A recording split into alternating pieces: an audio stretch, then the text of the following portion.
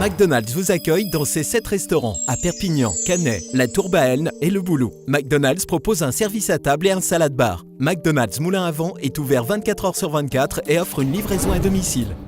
Nous sommes le mardi 30 avril. Bonjour, bienvenue sur tv4.fr. La déception des amateurs des deux rugby le 18 mai.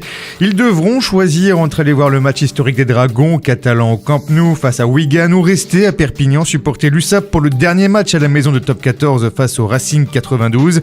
Les deux rencontres se joueront malheureusement quasiment en même temps, mais à 200 km d'intervalle. 15h pour les 15istes, 16h30 pour les 13istes.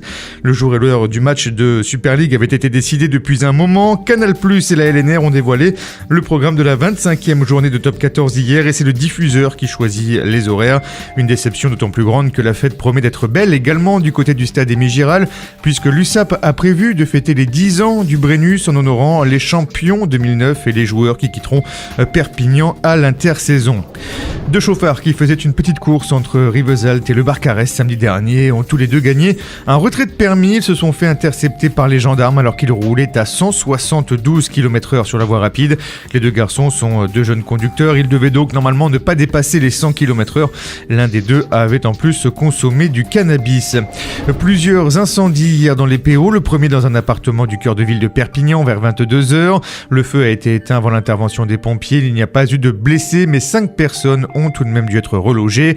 Un peu plus tard, vers 2h30, c'est un mobil-home qui a pris feu dans un jardin à Aix-sur-Tête. Là aussi, pas de blessés, mais les flammes ont également détruit 2 hangars agricoles et 2 voitures. Enfin, à 4h du matin, 3 véhicules ont été détruits par un incendie dans le quartier du Palais des Rois de Majorque à Perpignan.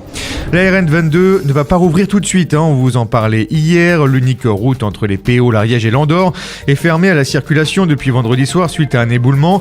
Eh bien, les premières constatations ne sont pas franchement optimistes. La réouverture de la RN 22 ne devrait pas avoir lieu avant au moins un mois. 6000 mètres cubes de montagne menacent encore de s'effondrer sur la route.